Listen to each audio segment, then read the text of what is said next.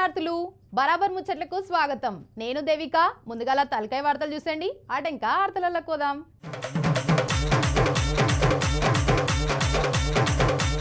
జవాన్లు దేశానికే గర్వకారణం. గాళ్లకు ఇచ్చే గౌరవం ఇదేనా? మరీ దారుణం. దొంగలున్నారు జాగ్రత్త, ఆదమర్చి ఉంటే దోసేస్తారు సొమ్మంతా. తెలంగాణ ఉద్యమ చరిత్ర 10వ తరగతిలకించి తీసేసింది రేవంత్ రా. ఇవాళ మా తుపాకీగాడు ఎవరికి సురుకు పెట్టిండో కదా, చూద్దాం పరి. తుపాకీ ఓర్ తుపాకీ, ఒకసారి ఇక్కడ తిరుగురా. వచ్చే పాయ్ పాయ్ తుపాకీ రాముడు రానవచ్చ మహారాజా. హే అల్లం సాబ్, బెల్లం సాబ్, కొత్తిమీర సాబ్, పుదీనా సాబ్, పుంటికూర సాబ్. ఇక ఇవాళ మనతోని ముచ్చట పెట్టినకి వచ్చింది ఒక స్పెషల్ గెస్ట్. ఆమె ప్రెస్ మీట్ పెడితే ట్రోలర్స్కి పండగ. ఆమె పాదయాత్ర గురించి, ఆడపిల్ల గురించి మాట్లాడుతుంటే మన కళ్ళకి వెళ్ళి నీళ్లు గారుతాయి నవ్వి నవ్వి. మరి ఆమె ఎవరో ఈ పాటికి మీకు సమజయ్యే ఉంటుంది. ఆమెనే మన షర్మిలక్క. మరి ఇంకెందుకు లేటు, మన మాటలతోని అక్కకు పెడదాం సురుకు. నమస్తే అక్క. అక్క ఇగో నేనక్క తుపాకిని. ఏందక్క గరం మీద నువ్వు?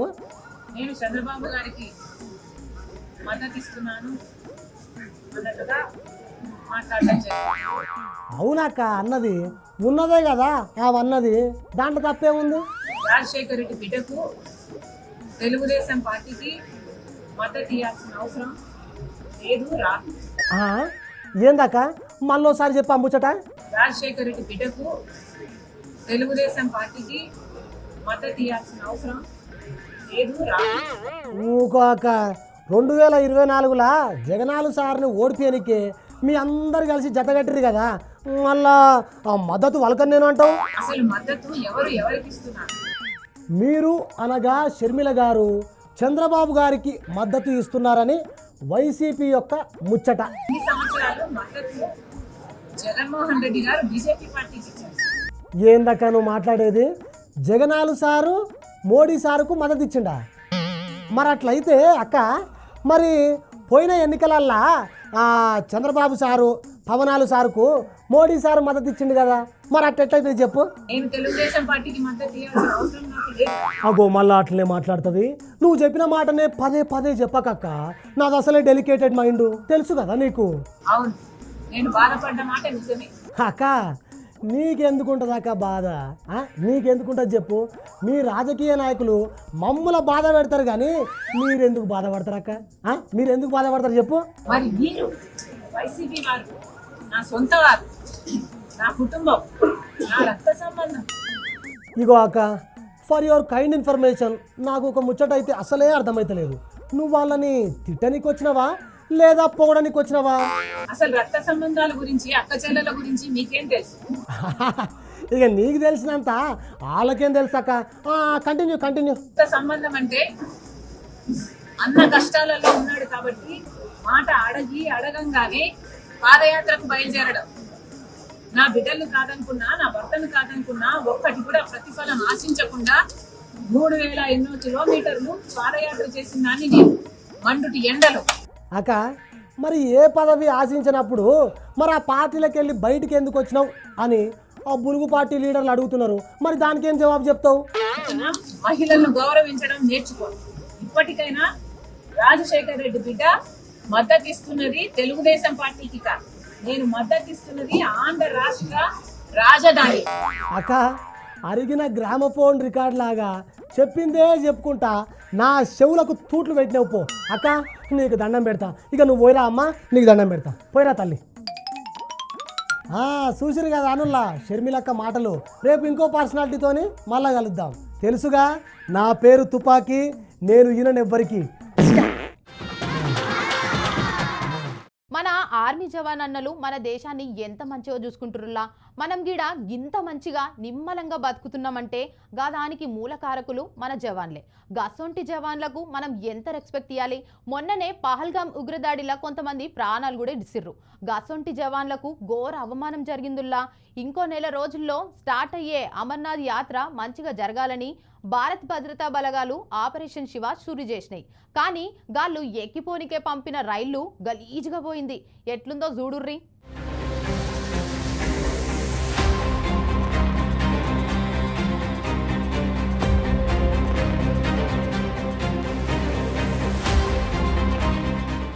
వచ్చే నెలల ప్రారంభంగా ఉన్న అమర్నాథ్ యాత్రను దృష్టిలో పెట్టుకొని యాత్రికుల భద్రత కోసం భారత భద్రతా బలగాలు అప్రమత్తమైనయట పోర్రి. ఎటువంటి అవాంఛనీయ సంఘటనలు జరగకుండా ఈ యాత్ర సజావుగా సాగేందుకు భద్రతా బలగాలు ఆపరేషన్ శువను ప్రారంభించినాయట. జూలై 3న ప్రారంభం కానున్న ఈ యాత్ర ఆగస్టు 9 వరకు అంటే 38 రోజుల పాటు కొనసాగుతుందట. 50,000కు పైగా సైనికులను యాత్ర మార్గాలు, బేస్ క్యాంపులు, సున్నిత ప్రదేశాలలో మోహరించారట. బాడీ స్కానర్లు, సీసీటీవీ కెమెరాలు, 24 గంటల నిఘాతో కూడిన 3 అంచెల భద్రతా వ్యవస్థను అమలు చేస్తుర్రట. కానీ రైల్వే శాఖ వాళ్ళ కోసం పంపిన రైలు స్క్రాప్ యార్డ్ల నుండి పంపినట్టు ఉందట. సీటింగ్ ఏమాత్రం బాగలేదట. 1200 మంది బీఎస్ఎఫ్ జవాన్లు ఉదయపూర్కి వెళ్లి జమ్మూకి ప్రయాణించాల్సి ఉండగా దానికోసం రైల్వే శాఖ పంపిన రైలు పరిస్థితి దారుణంగా ఉండుతోనే ప్రయాణించనీకే నిరాకరించారట జవాన్లు.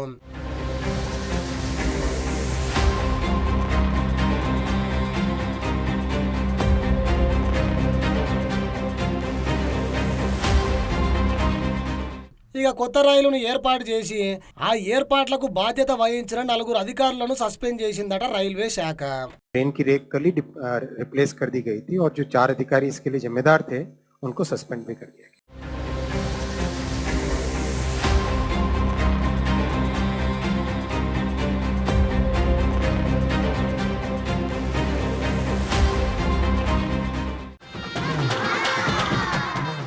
వామ్మో వార్నైనో గీ దొంగలేందిరో గిట్ల పాడేర్రు, జర పైలంగుండుర్రి, యాడ చూసినా గీలే పాడేర్రు.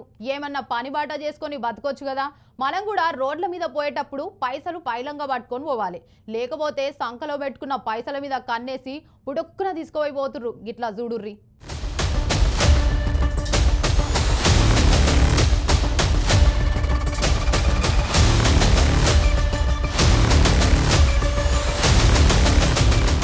దినం దొంగబడివేగాళ్ళు ఎక్కువైపోతున్నారు పొర్రి. అరే ఇంట్లో దొంగతనం చేసుడు, గుడ్ల దొంగతనం చేసుడు, ఆఖరికి బంగారం షాప్ల దొంగతనం చేసుడు మనం మస్తు చూస్తూనే ఉంటాం. గానీ గీడ చూడుర్రి కథ అలాగున్నది. కిరాణం కొట్టు మూసేసే టైంకి వచ్చి దొంగతనం చేసిర్రట.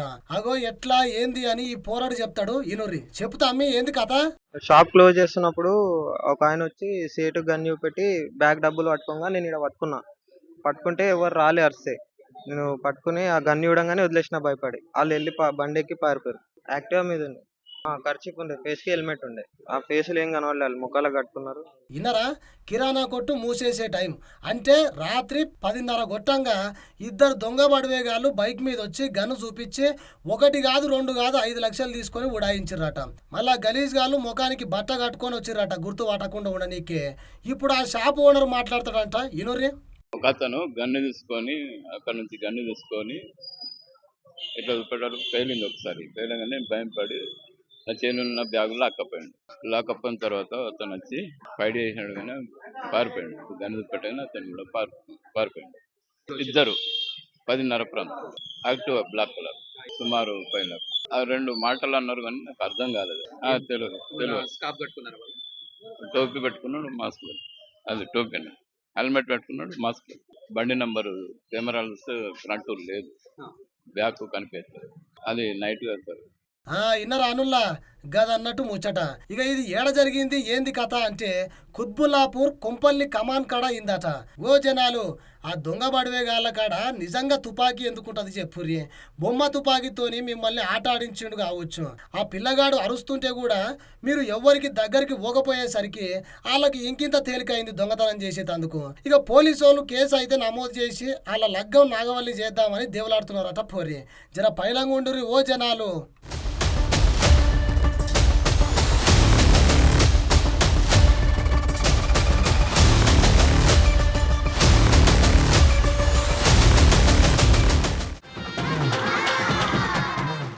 సీఎం అంటే మన రేవంత్ సారే. గాయనను మించిన సీఎం రానే రాడు, లేనే లేదు. ఎందుకంటారా, మన తెలంగాణ ఉద్యమ చరిత్రను 10వ తరగతి బుక్కుల నుంచి తీసేసిండంట. ఉండాలే గాని మరీ గింత యావుండకూడదు. గిసొంటి రాజకీయాలు నేనైతే ఏడ చూడలే. ప్రతిపక్షాలతోటి పంచాయతీ అయితే పాఠం తీసుడేంది చిత్రం కాకపోతే.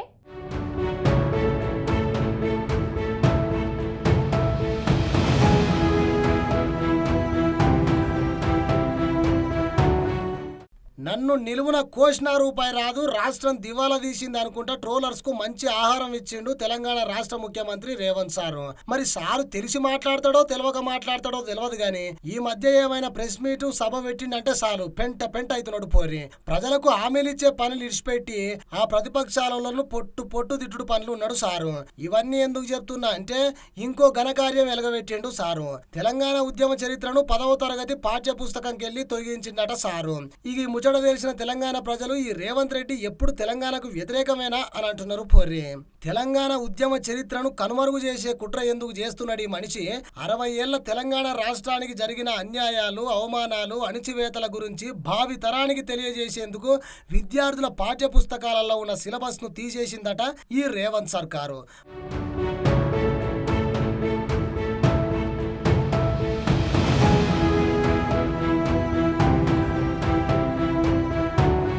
ప్రత్యేక తెలంగాణ రాష్ట్ర సాధన కోసం నిరుద్యోగులు, ఉద్యోగులు, యువత, తెలంగాణ ప్రజలంతా కలిసి పోరాడిన తీరును రాబోయే తరాలకు తెలియజేసే విధంగా ఉండే సిలబస్ ను విద్యార్థుల పాఠ్య పుస్తకాలల్లో ఆనాటి కేసీఆర్ ప్రభుత్వం పెడితే తెలంగాణ రాష్ట్ర సాధనకు వ్యతిరేకంగా పోరాడిన రేవంత్ రెడ్డి ఎప్పటికీ తెలంగాణ ఉద్యమాన్ని, రాష్ట్ర సాధన పోరాటాన్ని గౌరవించలేదని విమర్శిస్తున్నారు తెలంగాణ ప్రజలు.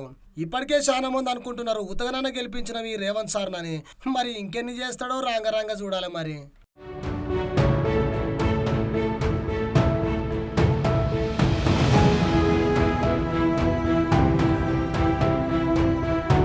ఇలా మన స్టూడియోకి జూనియర్ మగ్లి అక్క వచ్చింది. ఆమె కథెందో అరుచుకుందాం పారి. నమస్తే, వెల్కమ్ టు బీఆర్కే న్యూస్. ఈరోజు మనతో ఉన్నారు జూనియర్ మంగ్లి అక్క. నమస్తే అక్క. నమస్తే. ఏందక్క ఈ మధ్య మస్తు అగ్లీ అయిపోయినావు నువ్వు? అగ్లియా? దేనికి అగ్లి చెప్పు. దేనికి అగ్లీ? దేనికి నీకు అగ్లి తెలియదా అక్క? కాదు, అగ్లి ఎట్లయితుంది?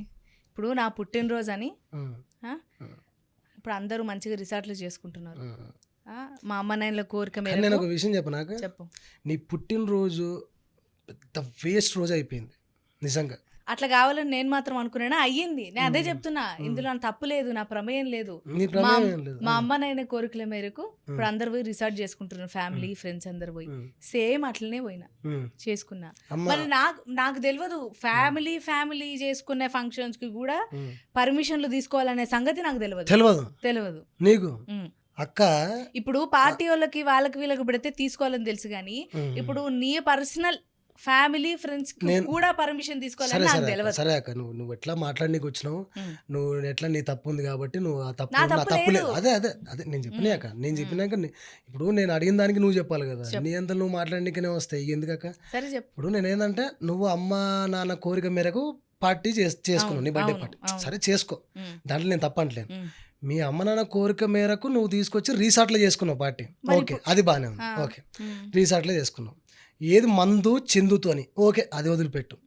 మందు, చిందు, హుక్కాపాటు, డ్రగ్స్ గురించి మాట్లాడు. డ్రగ్స్ లేవు అసలు. సరే, అది వదిలిపెట్టు.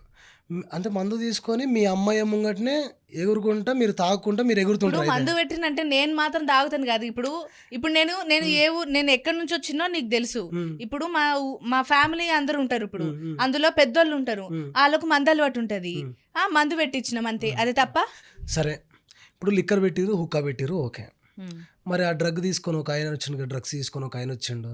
మరి ఆయన విషయం ఏమంటారు? అంటే లోపల డ్రగ్స్ కూడా అరేంజ్ చేసిరా మీరు? వచ్చి టెస్టులు చేసేదాకా తెలియదు ఆయన డ్రగ్స్ తీసుకొని వచ్చిండని. నా కర్మకి ఆ రోజు ఆయన డ్రగ్స్ తీసుకొని వచ్చిండు, తెలియదు అసలు. అంటే అట్లాంటి వాళ్ళతో కూడా దోస్తానం చేస్తారు మీరు. ఇప్పుడు మొత్తం లోపల ఇప్పుడు మనిషి మంచిగా ఉండడని మాట్లాడతాం, మన లోపల ఎట్లుంటారో ఎట్లా తెలుస్తుంది?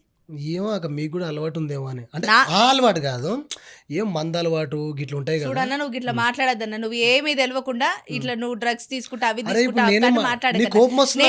ఇప్పుడు డ్రగ్స్ తీసుకున్నావు నాకు చెకప్ చేసి డ్రగ్స్ తీసుకున్నట్టు వస్తే నేను ఒప్పుకుంటానా? నేను నువ్వు డ్రగ్స్ గురించి మాట్లాడద్దన్నా, నేను తీసుకొని మాట్లాడదు. ఇప్పటికే చాలా కిరికిరి అవుతుంది. మెల్లగా ఎందుకట్లా ఇప్పుడు నువ్వు డ్రగ్స్ తీసుకున్నావని నేను అంటలేను, నువ్వు డ్రగ్స్ తీసుకున్నావని అంటలేదు. ఆ డ్రగ్స్ తీసుకున్న వాళ్ళు నీ సోపతి కాల అని అంటున్నా. అంటే వాళ్ళతో నువ్వు సోపతి చేస్తావా అన్న నా ప్రశ్నే. నాకు ఫస్ట్ ఎందుకట్లా అదే చెప్తున్నా. మంచి దోస్తులు అంటే నీకు తెలియదు ఇక ఆయన డ్రగ్స్ తీసుకున్నట్టు తెలియదు, అసలు తెలియదు. నాకు దేవుడు సాక్షిగా చెప్తున్నా, నాకు నీకు తెలియదు. తెలియదన్న నాకు. మరి నువ్వు ఒక ప్రముఖ న్యూస్ ఛానల్ చేసినావు, అవును ఇదే గెటప్ వేసుకొని చేసినావు. అవును. నువ్వు ఈ గెటప్ తో ఎందుకు వచ్చినావు నాకు తెలియదు, ఇంకా హైలైట్ అయిదామని వచ్చినట్టున్నావు. కానీ చెప్పేది అట్లనే లేదు. అది పోనీ నువ్వు ఒక ప్రముఖ న్యూస్ ఛానల్ చేసినావు, అవును అవును కదా? అవును ప్రముఖ న్యూస్ ఛానల్ చేసినావు, ఎన్నో ఈవెంట్స్ చేసినావు, అవును చాలా చేసినావు. కనీసం ఒక ఇంకిత జ్ఞానం ఉంటే పర్మిషన్ తీసుకోవాలి అన్న సోయి ఉండాలి. నేను అదే చెప్తున్నా, నేను అదే నీకు తెలియదు అంటున్నావు. ఇప్పుడు ఇప్పుడు మన సొంత ఫ్యామిలీ ఫంక్షన్ లకు కూడా పర్మిషన్, ఇప్పుడు మన ఇంట్లో పెళ్లి జరిగితే అది పర్మిషన్ అది నీ సొంత ఫ్యామిలీ ఫంక్షన్ కాదు, మరి నాకు తెలియదు కదా. నీది నీ నేను- ఊర్లో నేను చేసుకుంటే. ఇసొంటి ఫంక్షన్ లకు పోయింటే ఇసొంటి రిసార్ట్ లకు పోయింటే నాకు తెలిసేది. అక్క ఎందుకు అట్లా వెళ్తున్నావు? మరి నువ్వు నన్నే తప్పు పడుతున్నావు కదా. ఇప్పుడు నీ ఊర్లో నీ ఇంటికాడ చేసుకుంటే దానికి పర్మిషన్ ఏ అవసరం లేదు. నువ్వు సిటీలా అది చేవెళ్ళలా నువ్వు ఫంక్షన్లు చేసుకొని మళ్ళీ నువ్వు లిక్కర్ పార్టీలు ఇవన్నీ పెట్టి కూడా మళ్ళీ దాని తర్వాత నాకేం తెలియదు, ఇప్పుడు నాకు అసలు ఏం లేదంటే ఇప్పుడు ఊరు దాటి రిసార్ట్లు చేసుకున్నాడు తప్పే. తప్పెట్లయితే తప్పుగా నా కుటుంబ సభ్యులతోనే నేను అరే చేసుకుంటా. మళ్ళా కుటుంబ సభ్యులు అంటావేందాక నువ్వు? కుటుంబ సభ్యులు ఎవరు? మీ అమ్మ మీ అయ్యూరు ఇంకెవరు? వస్తారు మెల్లగా. అరే మెల్లగంటావు మళ్ళా 10 గంటలకు కుటుంబ సభ్యులు. చూడన్నా. అందులో ఎవరు తెలుసా? నేను చెప్తాను. అందులో ఎవరు తెలుసా? కాసర్ల శ్యామ్ ఉన్నాడు, దివి ఉన్నది, మీ షెల్ ఉన్నది, ఇంకెవరు రచ్చరవి ఉన్నాడు. మరి వాళ్ళకు కూడా తెలియదా ఇదంతా? వాళ్ళు కూడా చెప్పలేదా నీకు? ఇంకెవరు ఉన్నారు? ఫ్యామిలీ ఫ్రెండ్స్ ని పిలుచుకుంటూ తప్ప, ఇప్పుడు నా ఫ్రెండ్స్ ని పిలుచుకుంటూ నా బర్త్డేకి తప్ప. తప్పు కాదు. ఎగ్జాక్ట్లీ ఆ పాయింట్కి వచ్చినావు. ఇప్పుడు పిలుచుకోవాలి. నేనేమంటున్నానంటే పిలుచుకో, ఎంజాయ్ చేయి, కానీ పర్మిషన్ అనేది ఒకటి పాడు పడుతుంది కదా. అదే అన్న నా కర్మ. ఎందుకు తీసుకోలేదు అని ఫ్యామిలీ ఫంక్షన్ లకి పర్మిషన్ అరే మళ్ళా ఫ్యామిలీ ఫంక్షన్ ఇదే నా తప్పు. నేను ఇదే చెప్తున్నా. నేను ఏం చెప్తున్నా ఏమింటుందో అర్థమైతే వదిలే. తెలియని వాళ్ళు వస్తారా? సరే వదిలిపెట్టక. ఇది ఎందుకంటే నువ్వు ఆ నుంచి నేను బయటకు వస్తలేవు. కాదన్నా, నేను తప్పవుతుంది ఇప్పుడు. సరే ఇంకెవరు వచ్చారు? నాకు ఆ పెట్టుకునే ఉద్దేశం లేదు. ఇంకెవరు ఎక్కడి నుంచో లిక్కర్ తెప్పించే ఉద్దేశం నాకు లేదు. సంతోషంగా నా పుట్టినరోజు విదేశాల జరుపుకుందాం నుంచి అనుకున్నాను. లిక్కర్ తెప్పించిన విదేశాల నుంచి అస్సలు కాదే అన్న, మన లోకల్ లిక్కర్ తెప్పించినాం మేము. అది కూడా మన పెద్దోళ్ళకి. ఏంది విదేశాల నుంచి కాకుండానే లిక్కర్ సీజ్ చేసిర్రు. హుక్కా ఎవరు కొడతారు? కొడతావా నువ్వు? నేను ఎందుకు కొడతా అన్న? అసలు ఎవరి కోసమో అట్లా ప్రక్రియలు ఇప్పుడు ఒక మేనేజ్మెంట్ కి ఇస్తాం మనము, అవన్నీ అయినాయి. ఇప్పుడు అన్నిట్లో నా తప్పే అంటే నేను ఏం చేయాలన్నా? మీ కోఆర్డినేటర్ ఎవరు కోఆర్డినేట్ చేసిండు? ఒకసారి ఆయన నెంబర్ అదే నాకు కూడా ఇప్పుడు మాట్లాడాలి. ఒకసారి నెంబర్ కలపొచ్చు, నీ దగ్గర ఉంటది. ఇస్తా, ఎందుకంటే నేను మాట్లాడాలి ఫస్ట్. అసలు ఎక్కడి నుంచి తీసుకొచ్చి ఇప్పుడు నా పరువు పోయిందన్నా. ఒక్క పాటు ఎవరు కొడతారో నీకు తెలియదు, నా పరువు ఆ మంది ఎవరు తాగుతారో నీకు తెలియదు, కానీ నువ్వు తెచ్చిపెట్టినావు. అదే నీకు అలవాటు ఉందా అక్క అంటే నాకు లేదంటది. నాకెందుకుంటది అలవాటు? ఎందుకు ఉండొద్దా అక్క? ఎందుకు ఉండాలి చెప్పు? అదేమన్నా మంచి అలవాట? మంచి పద్ధతి. మరి నీకు అలవాటు లేని ఉట్టి కేక్ తెచ్చిపెట్టి కట్ చేసి నిమ్మలంగా పోవాలి. కానీ నాకు రీసార్ట్లని, మందు బాటిల్లని విదేశాల నుంచి తెప్పించి విదేశాల నుంచి తెప్పిలేదన్నా. అది పక్కా లోకల్ లిక్కరే అది. సరే నువ్వు తప్పు చేయలేదాక, సరే ఒప్పుకుంటున్నా. నీకు నీది ఏం తప్పు లేదు. మొత్తం చూసే జనాల తప్పు, వాళ్ళ తప్పు, ఇలా చెప్పు అక్క. సరే అక్క పోనీ, ఇక నీ తప్పు లేదు. చూసే జనాల తప్పు, ఈ సమాజందే తప్పు. నువ్వు ఒక్క ఆమె కరెక్ట్, నువ్వేం చేస్తుంది కరెక్ట్. నువ్వు బర్త్డే పార్టీ చేసుకుంటే తప్పు లేదు, నువ్వు లిక్కర్ పెడితే తప్పు లేదు, నువ్వు హుక్కా పాటు పెడితే తప్పు లేదు, నువ్వు పర్మిషన్ తీసుకోపోవడం కూడా తప్పు లేదు, నువ్వు డీజే పర్మిషన్ తీసుకోలేదు చూసినావా, అది కూడా తప్పు లేదు. సరే అక్క, మరి ఇవన్నీ నువ్వు తెలిసే చేస్తున్నావు, నీదేం లేదు కదా. మరి పోలీసు ఎవరో ఆపుతుంటే వీడియో తీస్తుంటే ఎందుకు తీస్తున్నారు వీడియో అని ఎందుకన్నా? మరి ఇప్పుడు నేను అదే చెప్తున్నా. ఇప్పుడు లేని తప్పుని క్రియేట్ చేసి చూపిస్తున్నారు. ఇప్పుడు ఎవరైనా రికార్డ్ చేసి చూపిస్తే అది నేను ఏదో కావాలని చేస్తున్నా అని పోర్ట్రేట్ చేసి ఉన్నదే కదా. పోర్ట్రేట్ చేసినందుకే ఇంత అలా ఉన్నదే కదా ఆయన వీడియో రికార్డ్ చేసింది. లేదు ఎందుకు అంటే ఇంకేమైనా చేస్తుర్రా? చూసే విధానం ఎట్లా అంటే ఇంకా రిసార్ట్లు ఇంకేమైనా చేస్తారా? ఇంకేమైనా ప్లాన్ చేస్తారా? ఇది కాకుండా మనకు తెలిసింది కాకుండా ఇప్పుడు సెలబ్రిటీలు అన్నప్పుడు ఏం చేసినా దాన్ని పోర్ట్రేట్ చేసి దానికి ట్రోలింగ్ చేసి దానికి ఇష్టారు సారంగా మాటలు మీరేం చేయకుండా వాళ్ళు చేస్తారు. అవునన్నా, మేమేదో పార్టీ పెట్టుకుంటే దాన్ని లెక్కలు తీసి దాన్ని తవ్వి పెద్దగా చేస్తే మరి ట్రోలింగ్ కి భయపడతాం కదన్నా. అనవసరమైన ట్రోలింగ్ ఎందుకు? సరే ఇక తప్పు లేదంట అక్కది కూడా, ఏం తప్పు లేదంట. నిన్న పోలీసులు కూడా అక్క గట్టిగానే వార్నింగ్ ఇచ్చారు. అయినా కానీ ఇప్పుడు వచ్చి కూడా మళ్ళా నా తప్పేం లేదు, నేను అసలు తప్పే చేయలేదు అంటుంది. మరి ఎంతవరకు మరి చూద్దాము. మీకోసమైతే కొన్ని వైరల్ న్యూస్లు పట్టుకొచ్చిన, అవి కూడా చూసేరి. తాగితే మనుషులు ఏం చేస్తారో వాళ్ళకే తెలియదు పోరి. బీరు తాగితే బైడెన్ని కలుస్తా అంటారు, రమ్ము తాగి రోడ్డు మీద పంచాయతీ చేస్తారు, విస్కీ తాగి వీరులం అనుకుంటారు మందు బాబులు. ఇప్పుడు నేను ఒక వీడియో చూపిస్తా చూడురి.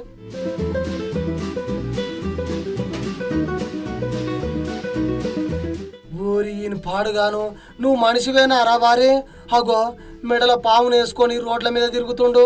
ఆ పామును చూస్తుంటేనే ఒళ్ళు జల్లు అంటున్నది. ఏం లేదన్నా ఆనకంటే పొడుగున్నది ఆ పాము.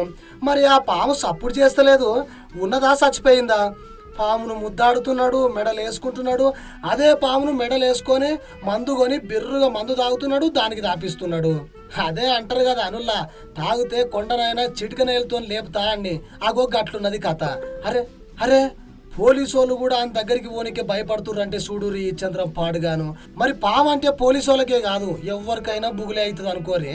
అది అటంక ముచ్చట. మళ్ళీ పారి క్లియర్ కట్ గా చూడురి ముచ్చట ఏందో.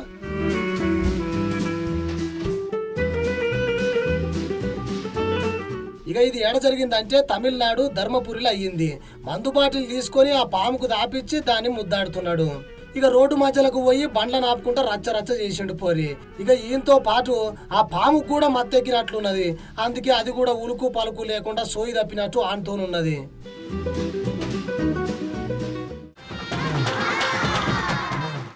ఇక గివ్వన్నట్టు ఇవాళ ముచ్చట్లు. మళ్ళా రేపటి బరాబర్ ముచ్చట్లలో మళ్ళా కలుస్తా. అంతవరకు చూస్తూనే ఉండండి బీఆర్కే న్యూస్ తెలుగుడి సత్తా. మళ్ళా రేపత్తా.